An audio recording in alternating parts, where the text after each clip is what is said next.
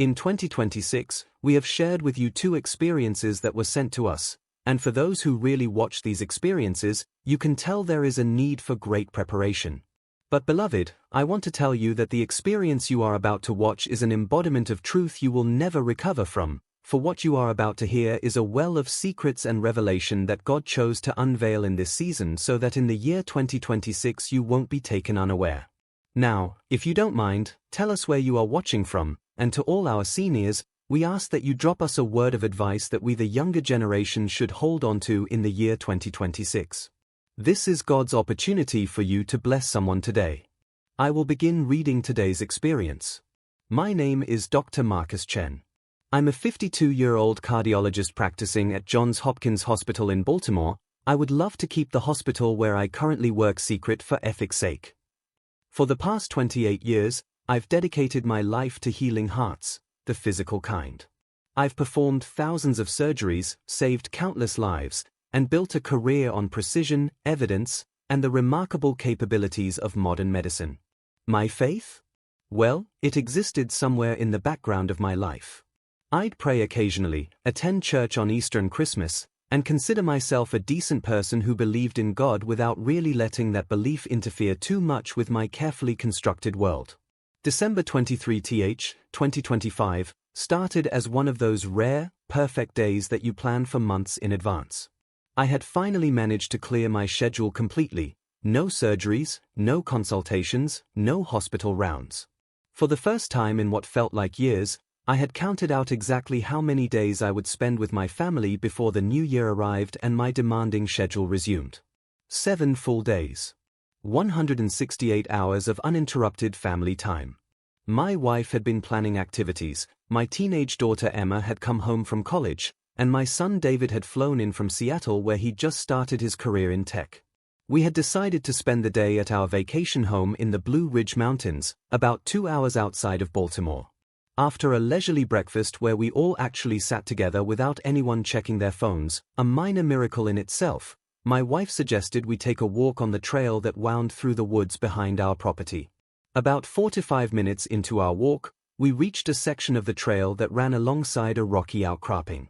It wasn't particularly dangerous, we'd walked this section countless times before. I was listening to David explain some complicated software architecture when something happened that I still can't fully explain.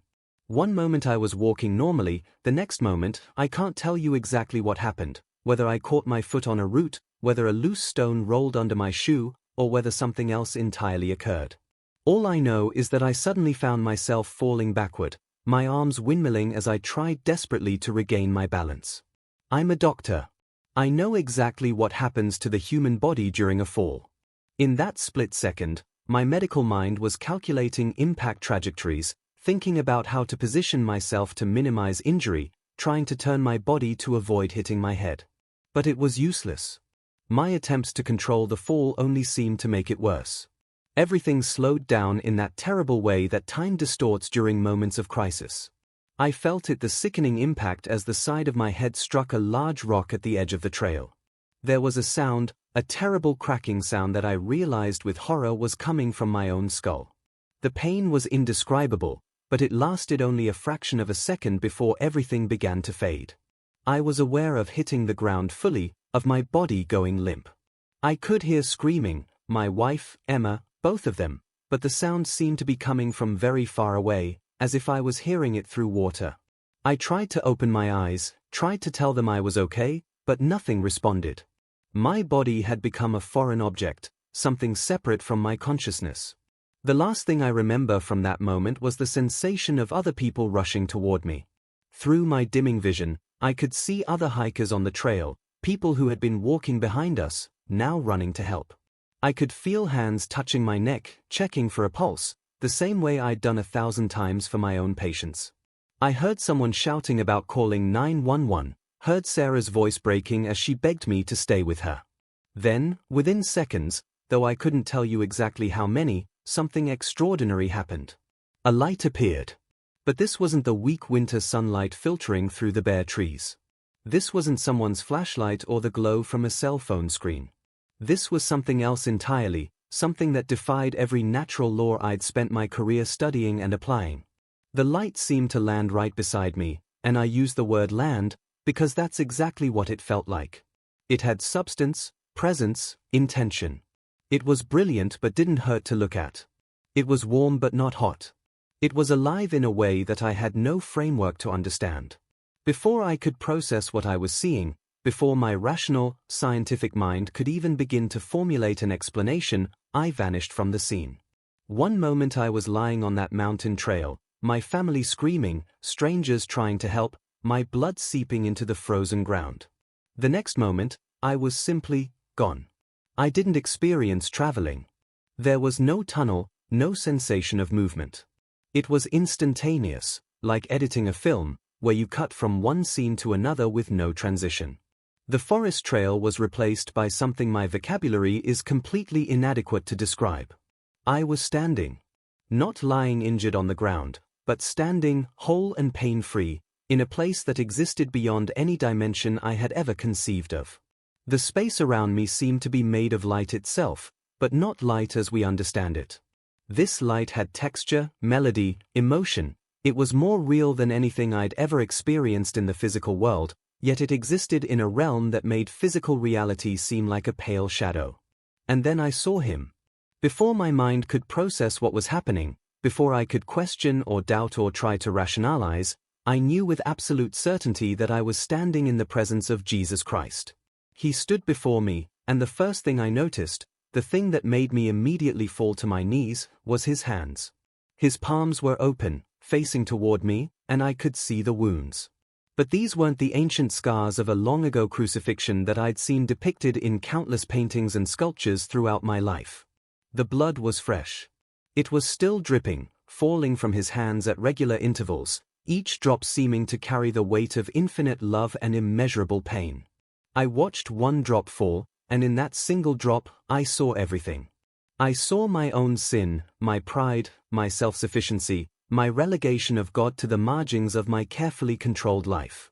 I saw the countless times I had placed my trust in my own abilities rather than in Him. I saw the patients I had treated while taking credit for healing that ultimately came from God. I saw the years I had wasted building my reputation while neglecting His kingdom. And in that same drop of blood, I saw His response to all of it, complete, total, overwhelming forgiveness. I began to cry. Not the polite tears that we shed at funerals or during emotional movies, but deep, body-shaking sobs that came from a place in my soul I didn't know existed. The compassion that flowed from His heart was so tangible, so powerful, that it felt like being immersed in an ocean of pure love. It was overwhelming in the truest sense of that word. It overwhelmed every defense, every wall, every pretense I had ever constructed. I couldn't look away from those wounds, from that fresh blood. Each drop that fell seemed to speak volumes, telling me stories of sacrifice and mercy that my mind couldn't fully comprehend but my spirit understood perfectly. He was smiling at me. Despite the wounds, despite the blood, despite everything He had endured, He was smiling. Not a sad smile or a disappointed smile, but a smile of genuine joy, as if He had been waiting for this moment, as if my presence there brought Him happiness. Then He stretched out His hands toward me, those wounded, bleeding hands, and I hesitated for only a moment before reaching out to touch them. The instant my hands made contact with His, something happened that changed everything I thought I understood about God, about myself, about reality itself. I felt the true state of His heart toward mankind. It wasn't what I expected. There was no anger, no disappointment, no frustration with humanity's constant failure to live up to His standards. Instead, I felt an ocean of unconditional love so vast that it made the concept of the physical universe seem small by comparison. I felt His desire for relationship with every human being, His longing for us to know Him, not as a distant deity or a harsh judge, but as the source of everything good and true and beautiful. I felt forgiveness, not just the theological concept of forgiveness that I'd heard preached about in sermons, but the actual experience of being completely, utterly forgiven. Every mistake, every selfish choice, every time I had placed my career above my family, every time I had trusted in my own wisdom rather than seeking His, all of it was washed away in a moment of grace that left me feeling lighter than air. But there was something else too, something I wasn't prepared for. I felt His mercy, and I understood for the first time that mercy isn't just forgiveness, it's active compassion, it's God choosing to give us better than we deserve, it's Him working constantly on our behalf even when we're unaware or ungrateful. As I stood there, holding His wounded hands, trying to process the magnitude of what I was experiencing, He began to speak to me. Not with audible words exactly, but with a communication that transcended language, that seemed to bypass my ears and speak directly to my spirit. He told me that many voices would speak about what is to come in 2026, but that many of these voices were not from Him. He showed me how confusion had been sown into the hearts of His people through fear-based prophecies and dire warnings that focused more on judgment than on His true nature. He revealed that while there are indeed those who operate in genuine prophetic gifting, the enemy had also raised up many false voices designed to create panic, division, and paralyzing fear among believers. Then He began to reveal His heart for the coming year, and it was nothing like what I expected. He told me that His plans and intentions toward mankind are good and great, exactly as His word declares in Scripture. He reminded me of Jeremiah 29 verse 11, but not as a mere inspirational quote to be printed on greeting cards. He showed me that these words represent the actual, eternal truth about His heart. He really does have plans to prosper us, not to harm us, plans to give us hope and a future. He explained something that revolutionized my understanding of prophetic revelation. When He reveals the plans of the enemy for any season or year, it's not meant to create fear or make people feel hopeless. It's a call for believers to pray, to intercede, to seek His face. In Him, salvation is found, not in bunkers, not in preparation supplies, not in panic or anxiety. He is capable of turning back the hands of time, of changing what seems inevitable, of protecting and providing for His people in ways that defy natural explanation. That's why He reveals enemy strategies to His people, so they can pray with precision, with power, with the confidence that comes from knowing their God is absolutely sovereign and completely trustworthy. He told me that He wanted to show me what is coming in 2026, things that many people would never see on their own, things that represent His intentions and His will for His people. He emphasized that before the year comes to an end, those who truly understand what He is doing will partake in it with full power and full joy.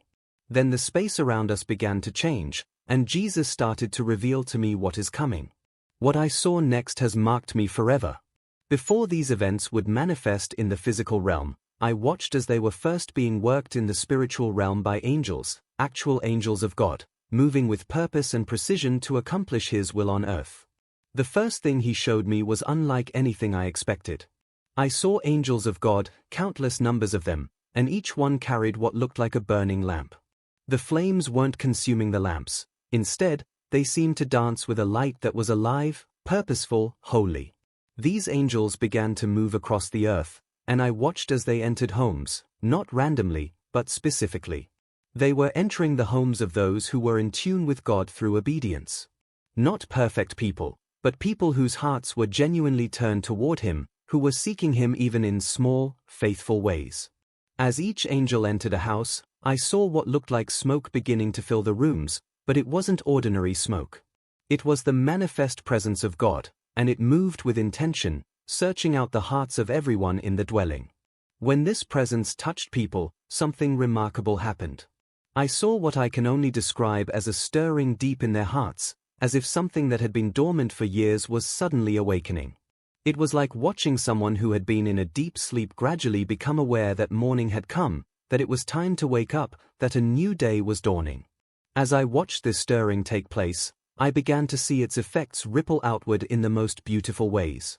In one home, I saw a mother who had been estranged from her adult son for over a decade.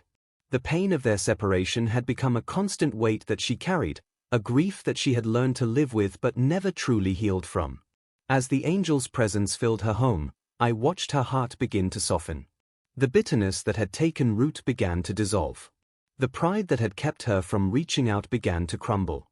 At the exact same moment, hundreds of miles away, I saw her son experience the same stirring. He was in his own apartment, living his own life, and the angel's presence touched him too. The resentment he had harbored, the justifications he had built, the walls he had constructed, all of it began to weaken under the influence of this divine visitation. Within days, I saw them reconnecting. The first tentative phone call, voices breaking with emotion.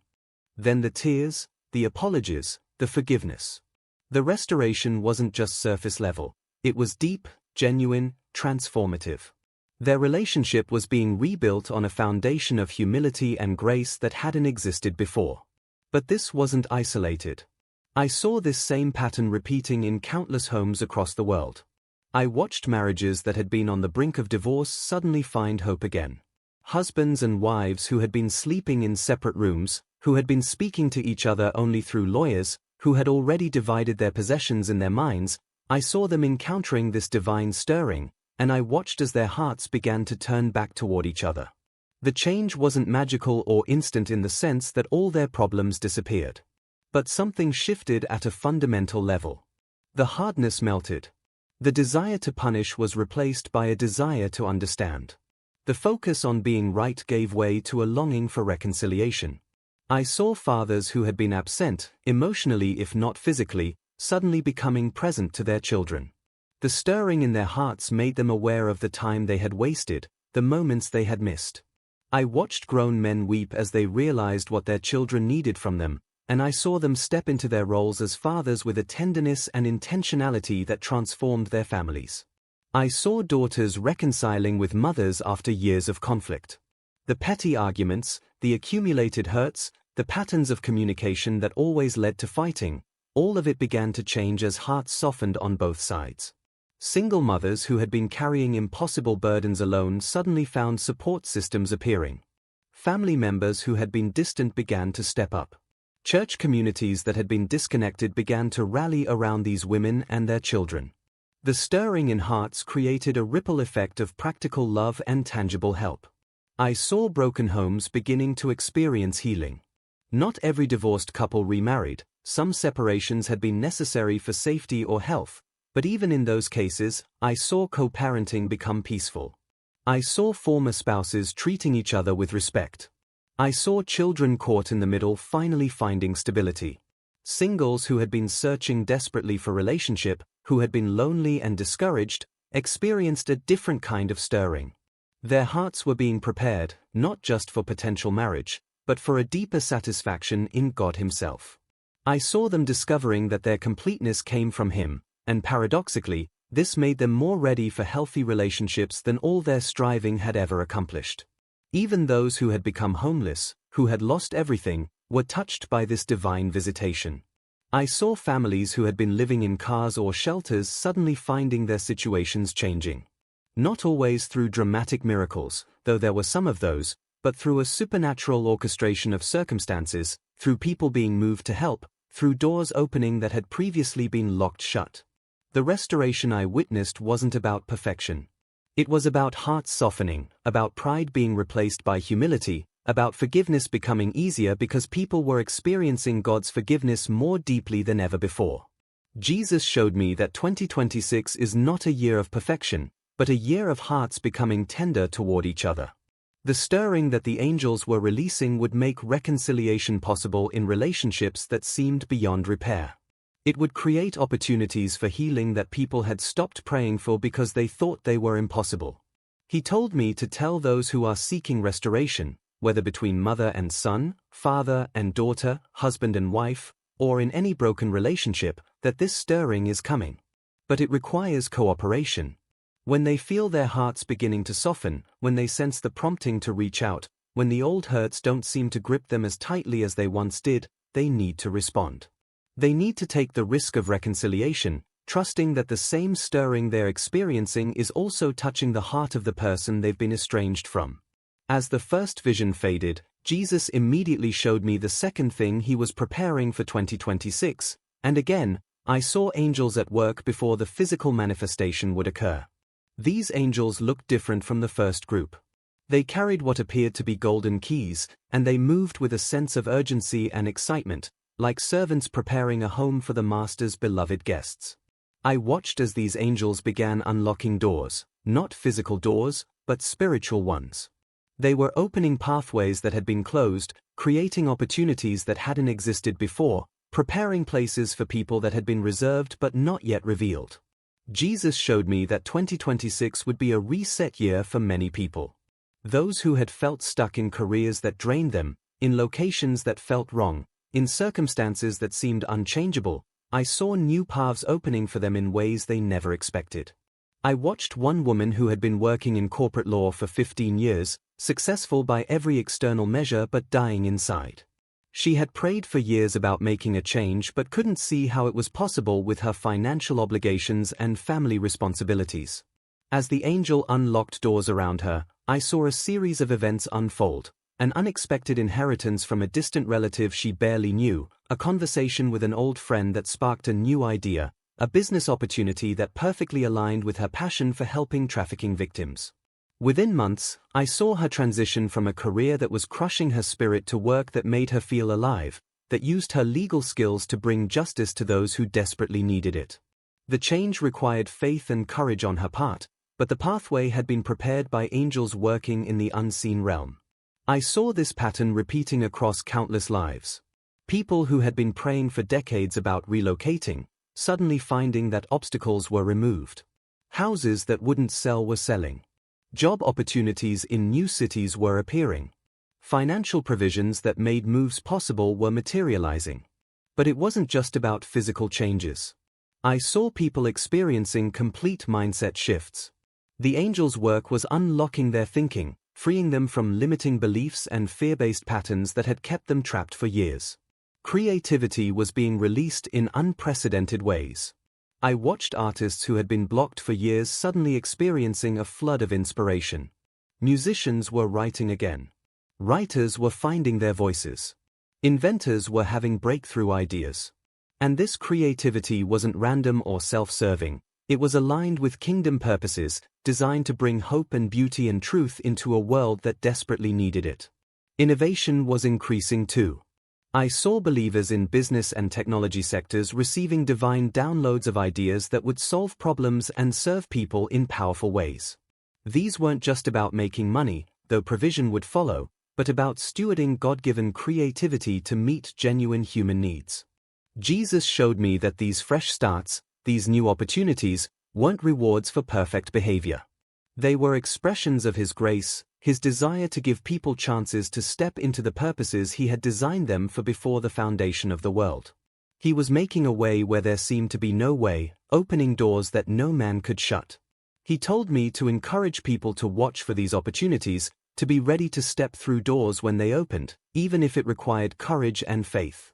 The angels were preparing the way, but people would still need to walk through the doors that were being unlocked.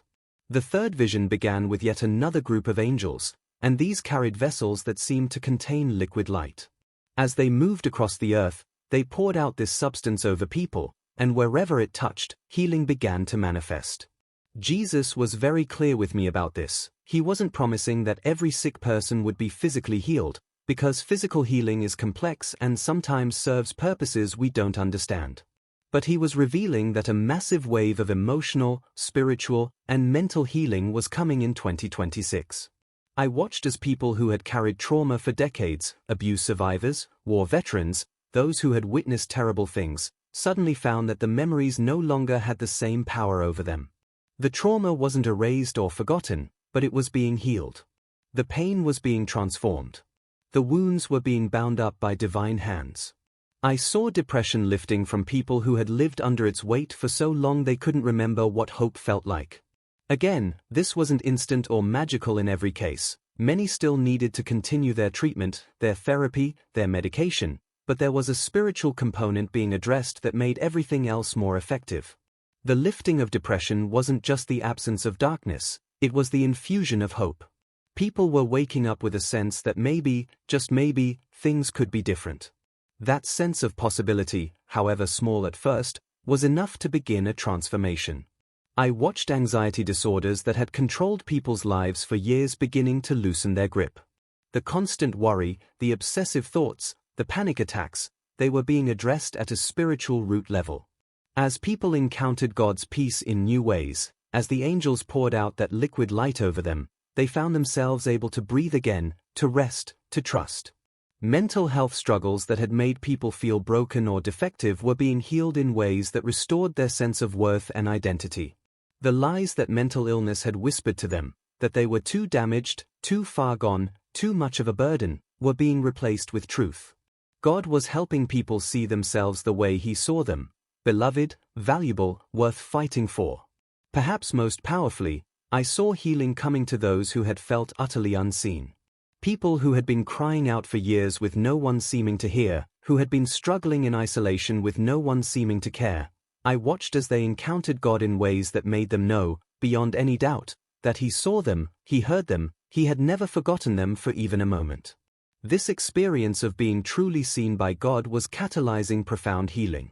When people really understood that the Creator of the universe knew their name, knew their story, knew every tear they had cried and every burden they carried, it changed something fundamental in their souls. Jesus showed me that much of the emotional and mental anguish people experienced came from feeling forgotten, abandoned, or invisible. When those lies were replaced with the truth of His constant presence and awareness, healing could flow in ways that no amount of human intervention alone could accomplish. I saw support systems forming organically as healed people became agents of healing for others. Those who had experienced freedom from depression were reaching out to others still struggling. Trauma survivors were creating safe spaces for others to process their pain. The healing wasn't meant to end with the individual, it was meant to flow through them to others. The fourth vision Jesus showed me was both sobering and encouraging. He didn't hide from me that the world would continue to experience challenges in 2026, natural disasters, political tensions, economic uncertainties. These things were inevitable in a fallen world, and He wasn't promising to remove all difficulty from human existence. But what He was showing me was that in the midst of global change and uncertainty, His people would experience divine protection that defied natural explanation. I saw angels, warrior angels this time, powerful and fierce in their devotion to carrying out God's protective purposes, positioning themselves around individuals, families, and communities of believers. In one scene, I watched a severe storm approaching a coastal community where a small church had been fervently praying and seeking God. The meteorological data showed that this storm should have devastated their town. But as it approached, I saw the warrior angels literally pushing against the storm system, redirecting it in ways that meteorologists would later struggle to explain. The town experienced only minor damage while areas on either side were severely impacted. I saw believers who had lost jobs during economic downturns finding that their needs were still being met in mysterious ways. Unexpected checks arrived in the mail. Strangers felt prompted to help with specific needs. Food appeared when cupboards should have been bare. It wasn't always dramatic or miraculous in an obvious way, but looking back, the preservation was undeniable. I watched families who should have lost their homes somehow keeping them against all financial logic.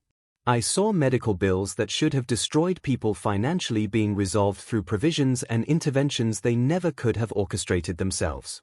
The protection extended to spiritual and emotional realms too. I saw believers who were surrounded by toxic environments, difficult workplaces, antagonistic family members, hostile communities, being supernaturally guarded in their spirits. The attacks that should have wounded them deeply seemed to bounce off an invisible shield. The words that should have devastated them somehow lost their power. Jesus showed me that this protection wasn't about His people being removed from the world or isolated from its troubles.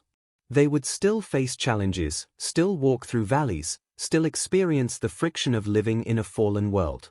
But they would not face these things alone, and they would not be overwhelmed. He told me something that brought tears to my eyes. I didn't see abandonment, I saw covering. That phrase captured everything I was witnessing. God wasn't abandoning His people to face the uncertainties of 2026 alone. He was covering them, sheltering them, surrounding them with His protection in ways both seen and unseen. His mercy was indeed outweighing judgment.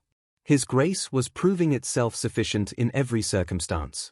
He wanted His people to know that they could face the future without fear, not because nothing bad would ever happen, but because He would be with them through everything that did happen. The warrior angels I saw weren't preventing every difficulty, but they were ensuring that nothing could separate God's children from His love, His provision, and His ultimate purposes for their lives. The fifth vision was the most expansive, and it filled me with a hope I had never experienced before. Jesus showed me that 2026 would mark the beginning of a great spiritual awakening, but not the kind that often gets predicted or imagined. This wouldn't be characterized by massive crusades or famous preachers drawing enormous crowds, though some of that might happen. This awakening would be quiet but powerful, personal but far-reaching. I saw it starting in individual hearts, in private moments, in the mundane routines of everyday life. A businessman stuck in traffic, and for reasons he couldn't explain, he suddenly felt compelled to pray, really pray, for the first time in decades. As he did, something broke open in his spirit, and tears began streaming down his face as he encountered the presence of God right there in his car. A college student, scrolling through social media late at night, suddenly felt an overwhelming emptiness at the hollowness of what she was seeing. She put down her phone and, almost involuntarily, began to pray. That prayer turned into an hour of weeping and surrendering and finally, experiencing the peace she had been searching for in all the wrong places. I saw young people in particular, teenagers and 20-somethings, beginning to turn away from the empty promises of social media fame, material success, and superficial relationships. They were becoming hungry for something real, something meaningful, something that could satisfy the deep longings of their souls. This generation, which had been written off by many older believers as hopelessly lost to secular culture, was beginning to seek God with an intensity that surprised everyone. But they weren't necessarily flocking to traditional church services or following the religious patterns of previous generations. They were encountering Jesus in coffee shops, in dorm rooms, through worship music, through conversations with friends who had found faith, through their own desperate searches for truth. The awakening was spreading through relationships, through authenticity, through the testimony of changed lives. People weren't being argued into faith, they were being loved into it, attracted by the reality of transformed people who had encountered something genuine. I watched as prayer became more common, more natural, more integrated into daily life. Not just religious prayer or formal prayer, but constant communication with God. People were learning to pray while walking, while working, while cooking dinner, while doing laundry. Prayer was becoming as natural as breathing, an ongoing conversation with the one who loved them most. Reflection and intentionality were increasing too. People were stepping back from the frantic pace that had characterized modern life, asking deeper questions about their purposes and priorities. They were becoming more deliberate about their choices, more thoughtful about their relationships, more careful about what they allowed to influence their minds and hearts. I saw people turning away from lifestyles that had once seemed fulfilling but had ultimately left them empty. The pursuit of wealth for its own sake was losing its appeal. The obsession with status and image was being recognized as hollow. The constant busyness that had been worn as a badge of honor was being replaced by a desire for meaningful presence. Instead, people were seeking purpose, real purpose that aligned with God's design for their lives. They wanted to know why they existed, what they were meant to contribute, how their lives could matter beyond their own comfort and pleasure. Young people especially were awakening to the reality that they had been designed for more than just earning money, gaining followers, or achieving personal success. They were hungry for truth in a world that had told them truth was relative.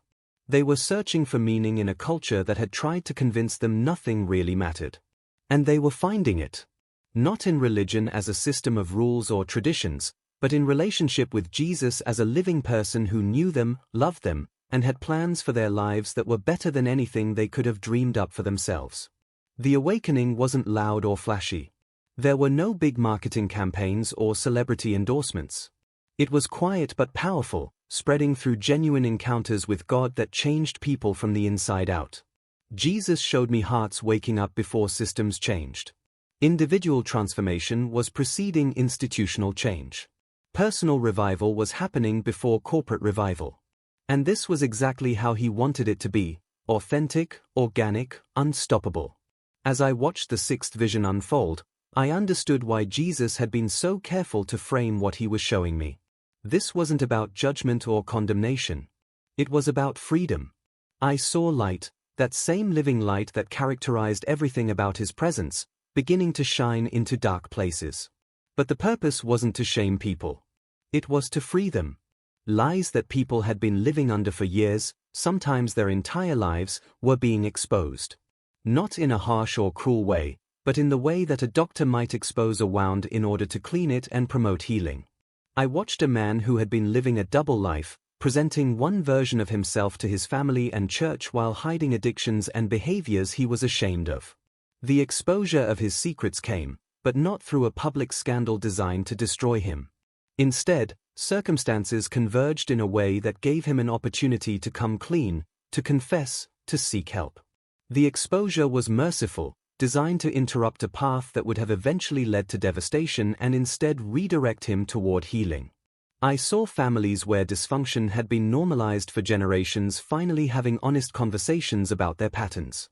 The pretense was falling away, and truth was creating space for genuine healing to occur. In religious contexts, I watched as theological confusion that had caused division and pain was being clarified. Not through angry debates or academic arguments, but through encounters with God's presence that made truth clear and obvious. People who had been trapped in legalism were discovering grace. People who had abused grace as an excuse for sin were discovering holiness.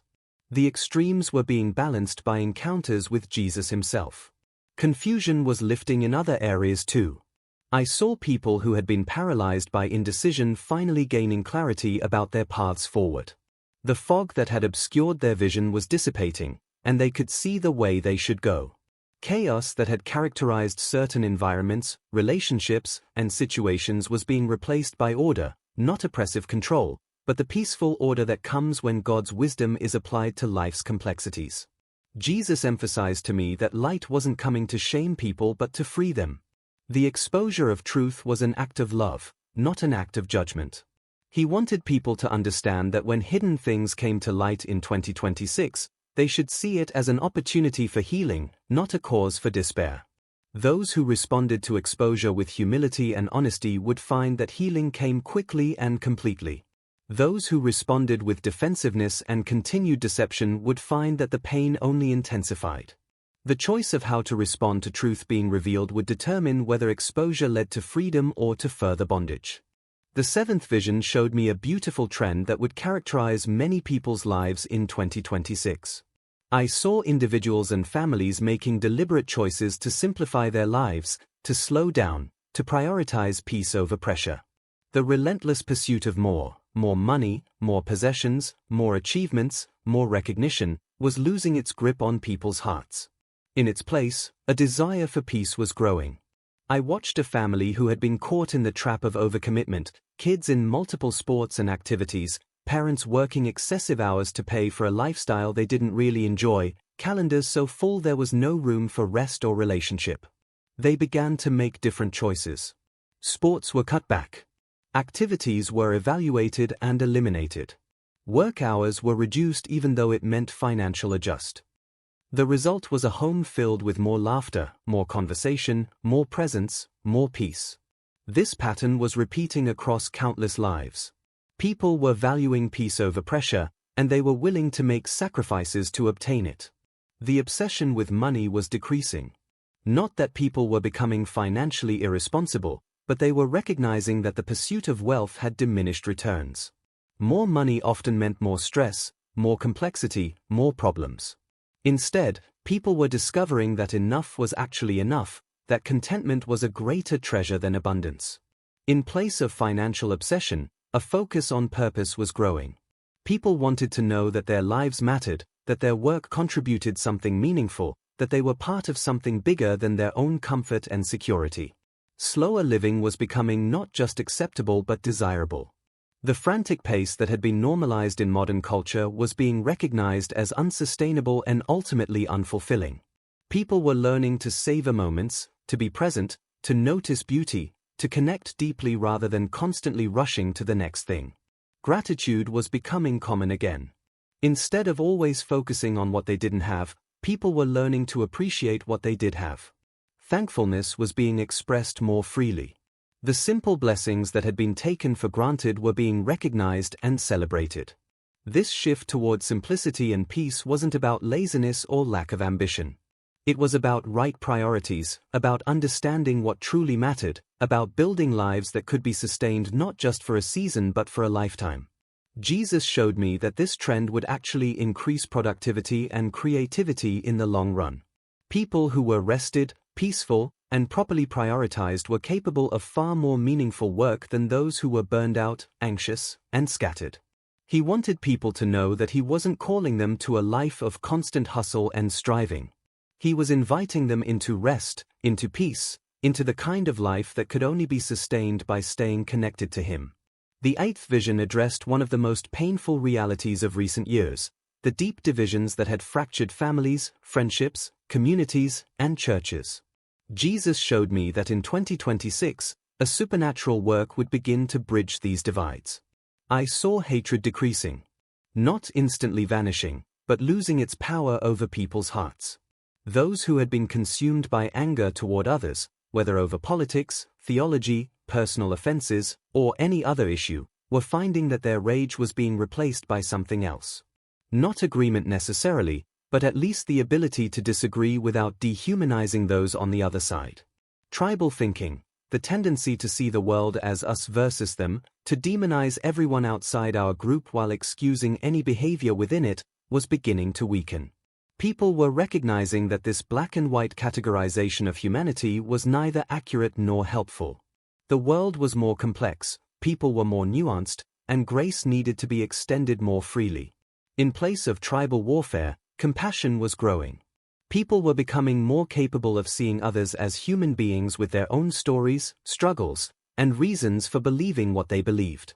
This didn't mean abandoning truth or conviction, but it meant holding those convictions with love rather than with contempt for those who disagreed. I watched families that had been split over political or religious differences beginning to find common ground. Not by pretending the differences didn't exist, but by deciding that relationship mattered more than being right. I saw siblings who hadn't spoken in years tentatively reaching out. I saw parents and adult children choosing to focus on what united them rather than what divided them. In church contexts, I saw denominations and movements that had been antagonistic toward each other beginning to recognize that they were all part of the same body of Christ. The things that divided them, worship styles, theological emphases, organizational structures, were being put in proper perspective. They were important, but not so important that they justified the hostility and division that had characterized recent years. People were choosing understanding over arguments. Instead of immediately launching into debate when disagreement arose, they were learning to ask questions, to listen, to try to comprehend why someone else saw things differently. This didn't always lead to agreement, but it led to respect, which made relationship possible even in the midst of differences. Jesus showed me that this move toward unity wasn't about compromising truth or creating a bland, lowest common denominator faith. It was about recognizing that love was the distinguishing mark of his followers, and that division served the enemy's purposes far more than it served God's kingdom. The unity he was promoting wasn't uniformity. People would still have different perspectives, different callings, different roles. But they would be learning to value each other despite these differences, to work together where possible, and to handle disagreements with grace when necessary. The ninth vision was perhaps the most intimate of everything Jesus showed me. I saw God speaking to individuals in personal, specific ways that didn't depend on public prophecy, big conferences, or famous ministers. He was bypassing human mediators and communicating directly with his children. Dreams were increasing. Not random, meaningless dreams, but dreams that carried messages, provided guidance, gave warnings, or offered encouragement. People were waking up knowing that God had spoken to them in the night, and the content of these dreams was proving itself true as events unfolded. Convictions were coming to people's hearts, clear, specific impressions about decisions they needed to make, words they needed to speak, actions they needed to take. These weren't just emotional impulses but deep, settled knowing that came from the Holy Spirit's guidance. Inner peace was becoming a reliable compass. People were learning to recognize God's peace as confirmation that they were on the right path, and the absence of peace as a warning to reconsider. This peace wasn't dependent on circumstances being easy but on alignment with God's will. Guidance was coming through prayer and stillness. Not just through emergency prayers when crisis hit, but through regular, quiet time in God's presence. As people learned to be still, to listen, to wait, they found that He spoke. Not always audibly, not always dramatically, but clearly enough that they knew what to do next. Say no to the pressure to constantly do more, achieve more, accumulate more. Say yes to peace, to presence, to purpose.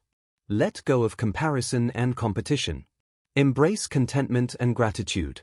Above all else, I want you to understand this. Jesus assured me that 2026 is a glorious year if people will love Him and give their hearts more fully to obedience to His purposes. The glory isn't dependent on circumstances being perfect. It's not contingent on political situations being resolved or economic conditions improving or global challenges disappearing. The glory comes from God's presence being manifest among His people who are genuinely seeking Him. It comes from hearts being transformed. It comes from relationships being restored. It comes from people encountering Him personally and being forever changed. He told me that when He reveals the plans of the enemy, it's not to create fear but to mobilize prayer. In Him, salvation is found, not in preparation supplies, not in political solutions, not in human wisdom. He is capable of turning the hands of time, of changing what seems inevitable, of protecting and providing in ways that defy natural explanation. That's why He shows us what's coming, not to terrify us but to activate us as intercessors, as agents of His kingdom, as people who partner with heaven to see His will done on earth. The year ahead may contain challenges, but it will also contain unprecedented opportunities for those who are positioned to receive them. The stirring, the restoration, the healing, the protection, the awakening, the exposure of truth, the simplification, the unity, the personal guidance, all of it is available to those who will seek Him with their whole hearts. My prayer is that this testimony will encourage you, strengthen your faith, and help you approach 2026 not with fear but with anticipation for what God wants to do in and through you. The angels are already at work. The stage is being set in the spiritual realm for what will manifest in the physical. Your role is to stay close to God, to keep your heart soft and responsive, to walk in obedience and faith. As you do, you will discover that 2026 is indeed a glorious year, not because everything is easy, but because God is near, His purposes are unfolding, and His people are finally learning to walk in the fullness of everything He purchased for them through the blood of Jesus. May you experience every blessing He has prepared for you. May you walk in the peace that surpasses understanding. May you know Him more intimately than ever before. And may you be a channel through which His love and power flow to a world that desperately needs to encounter Him. This is what I saw. This is what I was told. This is the message I was sent back to deliver. God is good. His plans for you are good. And 2026 will be glorious for those who love Him and seek His face.